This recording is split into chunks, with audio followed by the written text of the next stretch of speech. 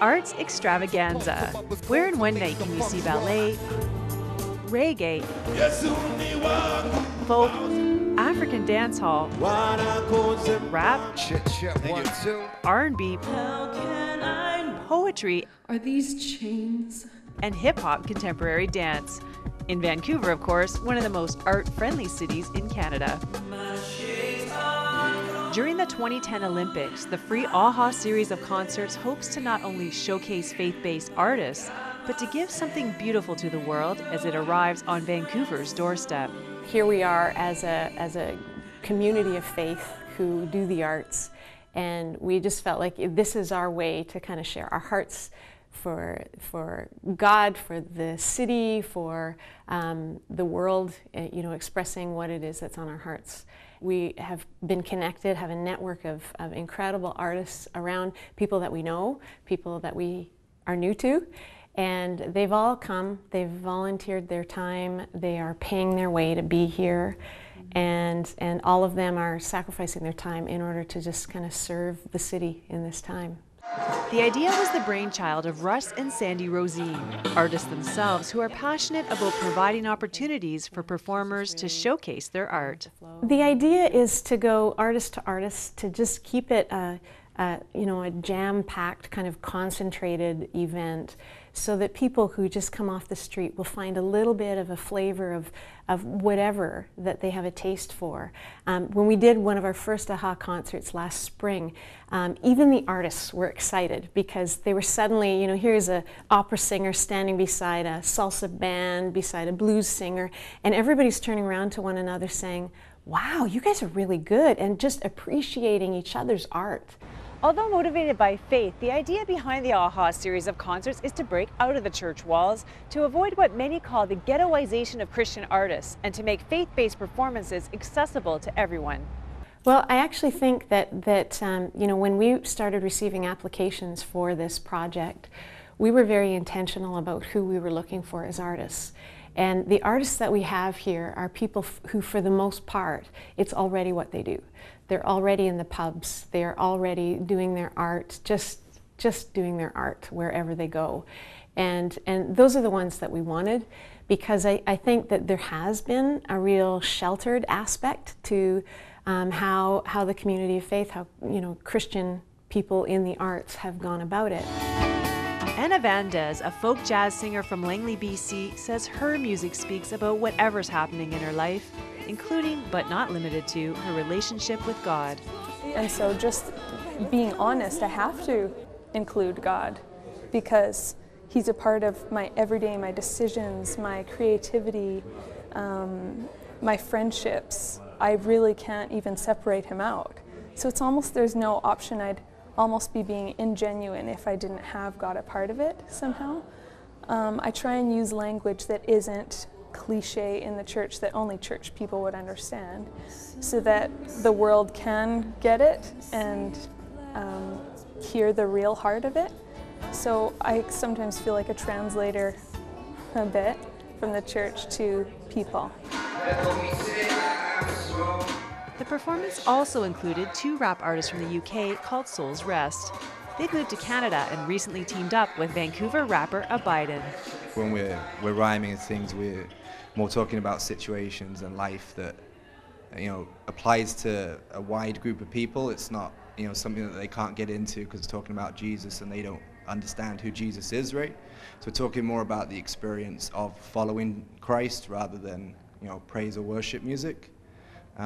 So yeah, we just hope that kind of reaches people's hearts and speaks to them on their level. And like all artists, they're hoping the exposure will continue to help support them in doing what they love. We have an album coming out soon. Buy the album. Buy the album, yeah. No, just check us out. We're on Facebook, Soul's Rest, Biden's on Facebook, and we just want to hear from people and just connect with people, so it'd be great if they drop by. Ezra Kwizzra, a recent immigrant from Africa, has only been in Canada 5 months, but is already making a name for himself with his unique musical styles. My music is kind of do soca. Soca is kind of in East and Central Africa, then South Africa, part of it.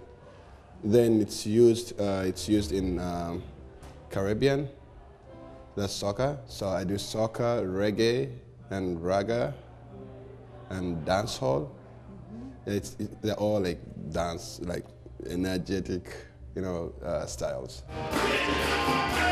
Ezra's life hasn't been easy, but he says facing those challenges has added a richness to his music that he hopes resonates with those who hear it.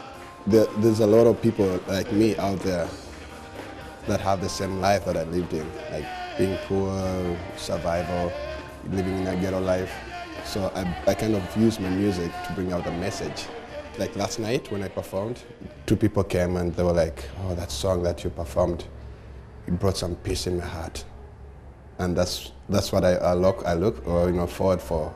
I want to perform and not just be a performer, because I'm not just a performer, I'm a minister. So I want to minister to people's hearts. And AHA is only one small part of how the Christian arts community is welcoming the world. Events are happening all over the city.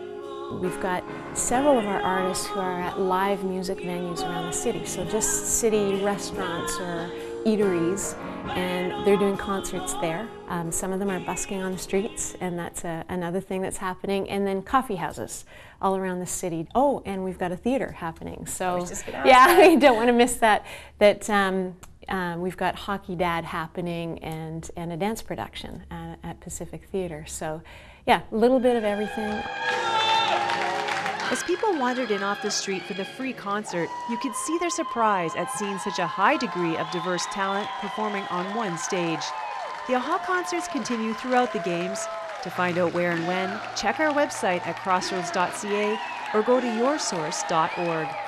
In Vancouver, Cheryl Weber, 100 Huntley Street. All right, thank you, Cheryl, for that report. Lots happening out in Whistler with concerts and lots of music, that's for sure.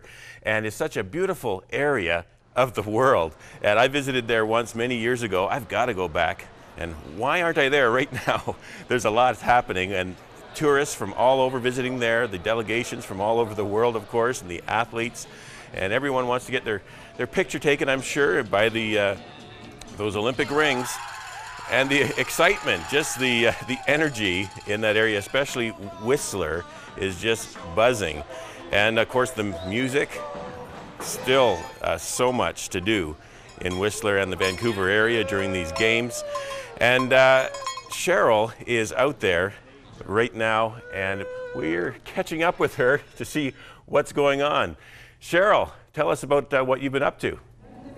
No, Ron, you're right. Actually, it's been so exciting, the news coming out of here. We already won our 2nd gold medal. It's only the 1st week, not to mention all the other medals that we're winning. And that was my old record in women's snowboard cross. So exciting. She lives here in Vancouver to win on her own home turf, and where she actually learned how to snowboard.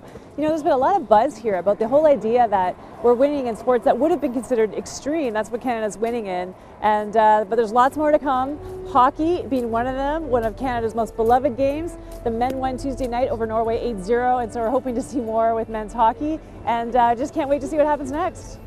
Now, Cheryl, the foreign press has been talking a fair bit about glitches in these games. I don't think it's been that bad, has it?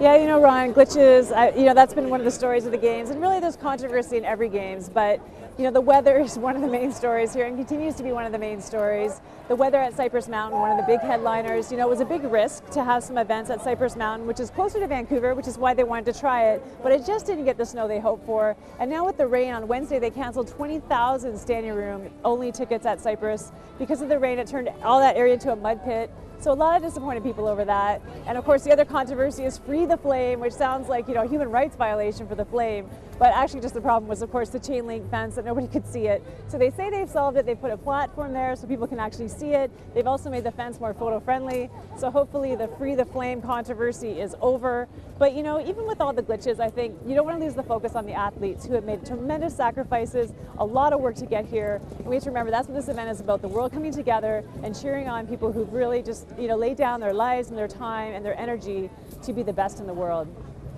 Well, Cheryl, you, along with some of our crew, Marcus and Kirk, have been working very hard out there for sure. What's a typical day like for you?